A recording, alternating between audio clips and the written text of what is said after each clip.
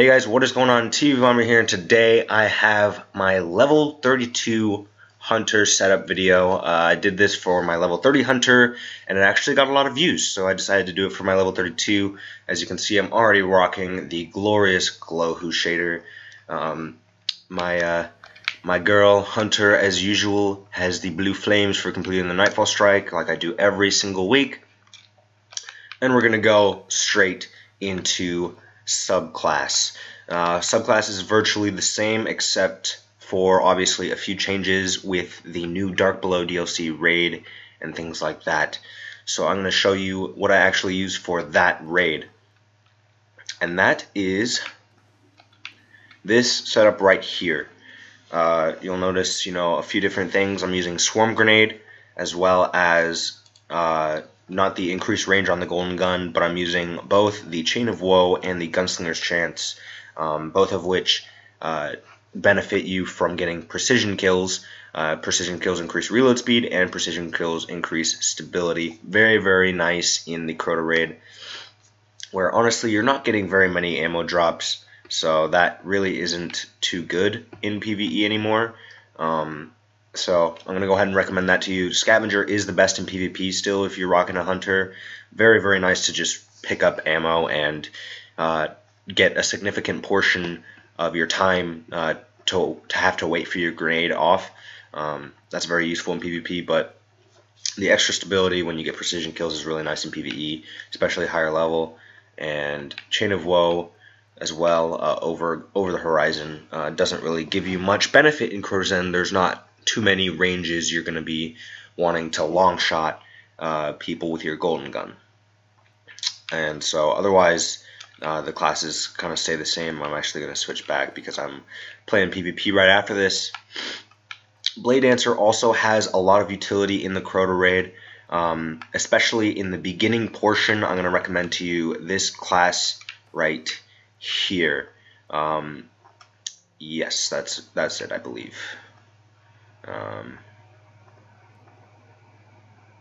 This is probably the best build in the game for getting through the abyss on the Crota raid, the section where you have to go through all the lamps with all the thralls chasing you.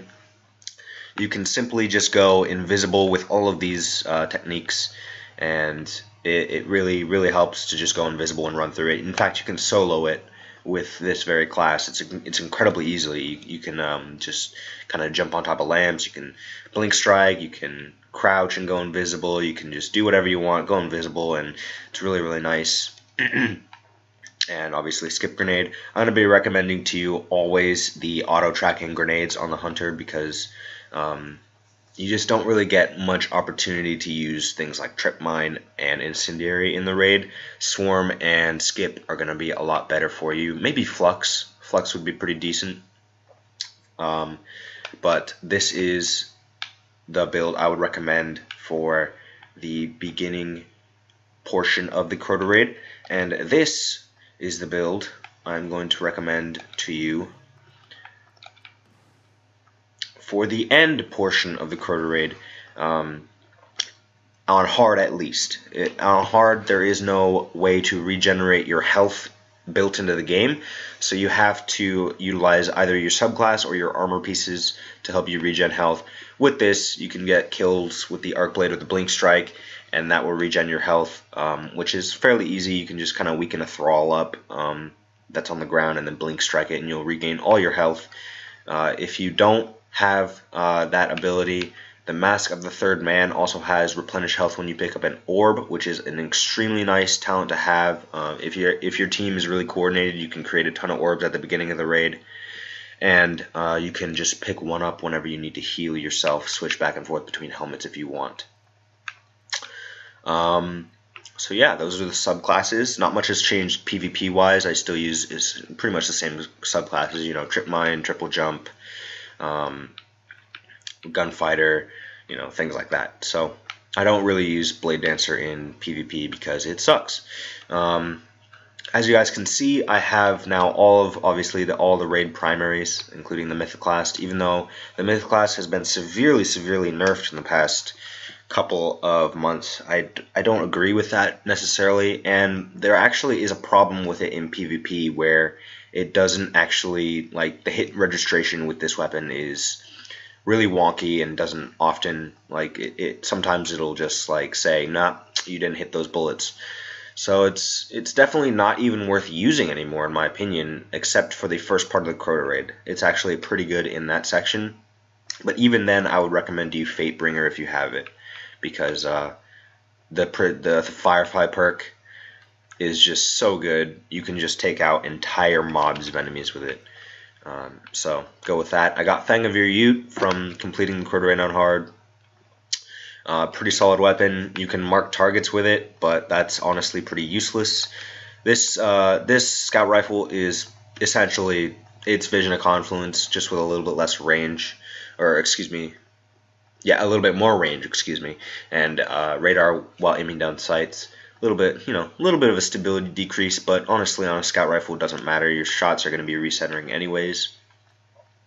Very solid weapon. I would recommend it. Thorn is now the best weapon in PvP, at least for the time being. I heard there were going to be hand cannon nuffs. I heard there are going to be hand cannon nerfs. I just merged buffs and nerfs right there, but I don't think the hand cannon nerfs are going to be really severe. So I think Thorn is going to be probably the best weapon in PvP for a little bit more skilled players for the time being. It's definitely overtaken Suros, absolutely. And last word, all the hand cannons are really, really good now.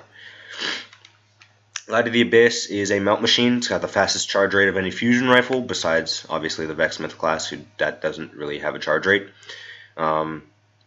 Its one weakness is its range and impact, though. So if you want range and impact, go with Murmur, because Murmur can cross-map people at the moment. Until the nerf. Obviously, like I said, I'll be doing a video detailing all of the nerfs and buffs coming to all weapons within the next month or so. So with that, this is my loadout, actually. This is my loadout for the Crota's End Crota raid, the Crota fight, LDR, simply for the fact that you have high caliber rounds which can stagger the sword bearer. Very, very good to have that. And Fang of Your Ute does obviously just as good a job of Vision of Confluence, but right now it's got a higher attack value because it's obviously a Dark Below DLC weapon, so definitely use that. And then my maxed out Gallahorn, definitely have a full review coming out of Gallahorn. I actually maxed it out just yesterday, so that will be pretty cool. And my favorite PvP loadout remains to be an LMG. And now, as I told you guys in my Suros Regime review, the unupgraded Suros is my favorite, along with Found Verdict and Corrective Measure. If I want to snipe, I'll use Predator's Revenge. If I want to use a fusion rifle, which is pretty rare, I'll use Light of the Abyss. If I'm on a super close quarters map, I'll use Last Word. But yeah, that's about it. Corrective Measure doesn't change. My specials don't really change between these three. And yeah, that's about it. We can see my armor. I have all the upgraded helmets, I believe, for the Hunter. Aquaphage Symbiote is very good, gaining 4 golden gunshots instead of just 3. Mask of the Third Man significantly reduces the amount of super energy you use with an arc blade attack, and combining that with Encore makes your arc blade last forever, especially in PvE. If you ever want to use that, you can just like arc blade for a solid minute. Knucklehead Radar is the helm I use in PvP all the time for the radar usage. I love having my radar constant, and I'm upgrading ATS-8 Arachnid, which enables you to zoom with your golden gun. I don't know how much utility that'll have. I'll have to see, and I'll definitely do a review on it for you guys, because I'm not sure how useful this is going to be. But I got this from the Nightfall, and I mean, I'm collecting the Hunter helm, so why not? Unyielding Cast is a pretty cool helmet, the raid Hunter helm. And as you can see, I've got the arms. This is if you upgrade Don't Touch Me, this is also very good in the beginning portion of the Crota raid, being able to go invisible immediately as a thrall hits you. You can pretty much stay constantly invisible and you never die. It's almost impossible to die with a fully upgraded set of Don't Touch Me as a Hunter in in the Abyss on the Crota raid. But as you can see, I've got all the rest of the Crota's end armor pieces fully upgraded.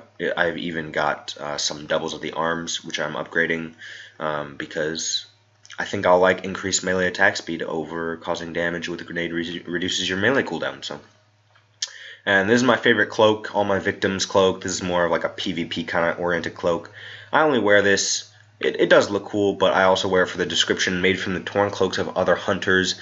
Other lesser hunters. I always consider any blink-striking, shotgunning asshole hunter in PvP a lesser hunter, and I like to think that every time I kill them, I add a piece of their body to my cloak. That's kind of just how I think. I don't know why I think that, but that's, whatever. And all these are really cool cloaks with the glowhoo shader. I'll kind of run through them real quick. They're just all really nice. Really cool cloaks. Take a while to load, but unbelievably old cloak. Both of those are Crucible cloaks, by the way. All My Victims and the unbelievably old can be found at the Crucible vendor, and then the raid cloak. But this is definitely my favorite. And you can see, got the EV30 tumbler. Love that thing, even though this goes somewhat faster and has more durability. I just love looking cool with the flames. My Frontier Shell, obviously, staying the same. My Valkyrie, staying the same from the limited edition of the game. Seraphim Toaster, never going to use this ship, but it's legendary, so I'll keep it. Glowhoo, sexy shader, makes you glow. The other shaders are also nice. Cryptographic is the original raid shader for normal, and Pre-Dawn is a shader you can buy from Eris once you reach rank 3. Both very nice shaders. The Blade of Crota emblem is pretty nice. The Crota's End emblem is pretty nice, but I still use the limited edition Inner Circle emblem. And yeah, that's about it. I'm also going to show you guys a shader that I really want from Eris. It's really cool. I haven't quite reached rank 4 yet. I've been slacking a little bit on doing her bounties. Because I need Ascendant Shards, or Radiant Shards, excuse me. But the sun setting shader makes you look like you're on fire. I really, really want this shader. It just looks really cool, doesn't it? Like, I love this shader already, and I'm going to buy it immediately as I can, or as soon as I can. Sorry if I'm a little bit nasally and such today. I've been suffering from this really bad cold for about a week. It's pretty bad, but it kind of sucks. But anyways, we'll go into my vault. You can see I have every exotic weapon besides Necrochasm and Universal Remote, all upgraded except for Plan C and Truth. Plan C and Truth are the only ones I haven't upgraded to the new attack values. Obviously, I haven't upgraded all these weapons all the way to their perks. I've got some more cloaks in here, a bunch of Warlock stuff that I'll use whenever I make a Warlock. My stash of strange coins. I haven't even done the weekly heroic strikes this week. Swordbreaker's kind of a bad shotgun. I don't understand how Bungie could have made the best weapons in the game in Found Verdict and Praetor's Revenge. Those are the best two special weapons in the game from the original Vault of Glass. And then Light of the Abyss is the fusion rifle that's pretty much best in PvP. But every other weapon, Swordbreaker, sucks in both PvP and PvE. I haven't gotten the Courtesan Sniper yet. I'm spacing the name right now, forgive me, but it does have a perk where if you land 3 precision shots in a row fast, it automatically refills the magazine and doesn't use any of your ammunition, which is a really cool perk. But obviously, it is slow rate of fire, high damage sniper rifle. It's essentially Icebreaker, just with a different perk. And so, not going to be useful in PvP. I'm debating upgrading Hide and Seek 42 because even though it's not a very solid shotgun range-wise, I'd rather use Found Verdict. These are the 2 best perks for shotguns in the game. Aiming this weapon reduces the spread of its projectiles and slide further while this weapon is equipped. Those are literally the best 2 perks you could ever get on a shotgun, period. Shadow Price is still in my vault. Very, very solid PvP assault rifle. Badger CCL, very, very solid PvP and PvE scout rifle if you want one. LDR, like I said, it's solid. If you get armor-piercing rounds, you can shoot through walls in PvP and PvE. Very, very cool. Light Beware is still a very solid fusion rifle. W don't kind of sucks. I've got 2 of them. I'm debating on which one to dismantle, which I'll actually dismantle this one right now because I don't want it. Oversoul Edict, also from the Courtesan Raid. Probably the best pulse rifle in the game right now until the buffs come. Like I said, be doing a buff review and nerf review of all the weapon changes coming in the future. But it's pretty decent. I would use it in PvP, but I would not use it in PvE unless it's fully upgraded. W No is still very good. Still got Vanquisher and Up for Anything, both 2 very solid assault rifles. Super good advice. The best weapon for taking down the Oversoul in Crota's End Raid. You can take down the Oversoul single-handedly with super good advice in the Crota's End fight. So if you guys want one person to take down Oversoul on Oversoul duty for hard mode Crota's End Raid, which is actually not a bad idea if you want to, just be safe. If you want to beat the Enrage, if you're about to kill him, because he does auto Enrage at about a quarter health. This super good advice will take down the Oversoul if only one person is using it. It's crazy. But yeah, guys, that is going to be the end of this video. Hope you guys enjoyed my level 32 Hunter video. Please leave a like if you did. I hope you guys take my recommendations. Obviously, working on other stuff. The review for Gallahorn, and the weapon changes coming up in the future. Very, very excited for those. So I'll be making a video on that.